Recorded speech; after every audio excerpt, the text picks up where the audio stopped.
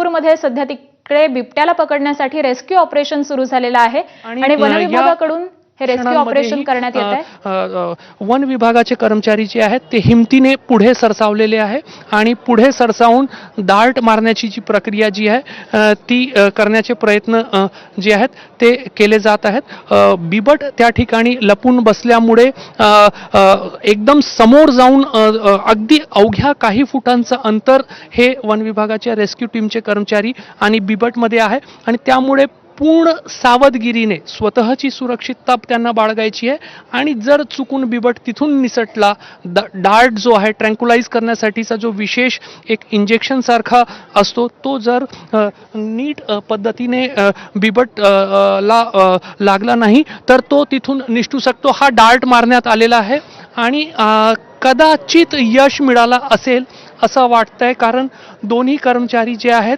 ते त्या ठिकाणी खाली बसले आहेत। दरम्यान समोरच्या इमारतीवरून पोलीस जे आहेत ते नजर ठेवून आहेत आणि ते जे इशाऱ्याने खुणा करत आहेत, सांगतायत, संकेत देत आहेत त्याप्रमाणे अजूनही कदाचित बिबटला डार्ट जो आहे तो बसलेला नाही। त्यामुळे आता पुन्हा दुसरा डार्ट जो आहे तो घेण्यात आलेला आहे आणि आता दुसरा निशाणा साधण्याची जी आहे ती तयारी केली जात आहे आणि दुसरा निशाणा साधण्यासाठी मात्र त्याच्या आधी जो निशाणा मारणारा जो वन विभागाच्या रेस्क्यू टीमचा एक्सपर्ट कर्मचारी आहे तो सर्वांना शांत राहण्याच्या सूचना करत आहे। आम्ही ज्या इमारतीवरून हा संपूर्ण रिपोर्टिंग करतोय एक अंतरावरून, सुरक्षित अंतरावरून आणि वन विभागाच्या कामामध्ये कुठलेही अडथळा आमच्यामुळे होणार नाही याची दक्षता घेऊन हे संपूर्ण दृश्य जे आहे ते तुमच्यापर्यंत पोहोचवत आहोत। आता सध्या वन विभागाचे कर्मचारी दुसरा डार्ट मारण्याची तयारी करत आहेत।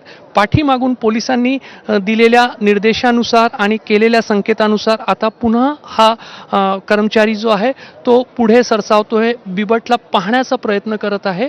ज्या पांढऱ्या रंगाच्या इमारतीमध्ये बिबट लपलेला आहे तिथे खालून जो जिना वरती आलेला आहे त्या जिन्यामध्ये शिडीमध्ये बिबट जो आहे तो कुठंतरी अडगडीच्या ठिकाणी लपून बसलाय।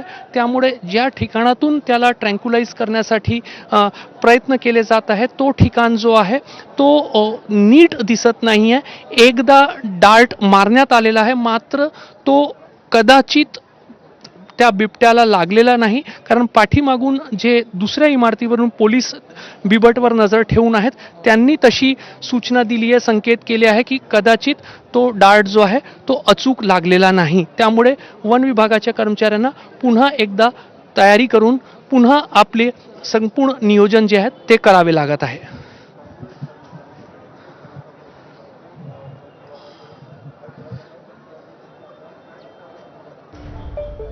तर नागपुरातील पारडी भागामधली ही दृश्य आहेत। या ठिकाणी बिबट्यानं 2 दिवसांपासून धुमाकूळ घातलेला आहे आणि आता वन विभागाकडून या बिबट्याला जेरबंद करण्यासाठी रेस्क्यू ऑपरेशन सुरू झालेलं आहे। वन विभागाचे हे कर्मचारी आपण पाहतोय बिबट्याला पकडण्यासाठी डार्ट मारण्याचा प्रयत्न करण्यात येतोय। याआधी एक डार्ट मारण्यात आलेला होता परंतु तो कदाचित बिबट्याला लागला नसावा अशी शक्यता आहे आणि त्यामुळे आता पुन्हा एकदा हे शर्थीचे असे प्रयत्न सुरू झालेले आहेत। वन विभागाचे हे कर्मचारी आपण पाहतोय बिबट्या शेजारच्याच इमारतीमध्ये असल्याचं कळून येत आहे। मोठ्या संख्येने इथले नागरिक देखील इथे उपस्थित राहिलेले आहेत आणि त्यामुळे देखील त्यांच्या आवाजाने देखील हा बिबट्या कुठेतरी अडगळीमध्ये जाऊन बसल्याचं समोर येत आहे। नागपूरमधली ही संपूर्ण घटना आहे। जवळपास 2 दिवसांपासून या बिबट्याचा धुमाकूळ या सगळ्या परिसरामध्ये सुरू आहे। 2 नागरिक देखील जखमी झालेले आहेत, त्यांच्यावरती रुग्णालयामध्ये सध्या उपचार सुरू आहेत आणि याच अनुषंगाने आता बिबट्याला पकडण्याचे हे प्रयत्न वन विभागाकडून करण्यात येत आहेत। डार्ट मारण्याची आता पुन्हा एकदा तयारी सुरू झालेली आहे। आपण हे दृश्य पाहतोय, बिबट्याला पकडण्याचे शर्थीचे असे प्रयत्न सुरू आहेत।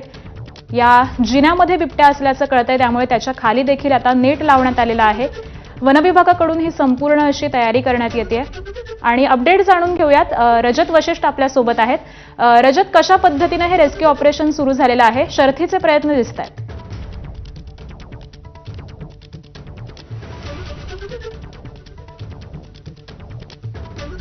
दाखवतो.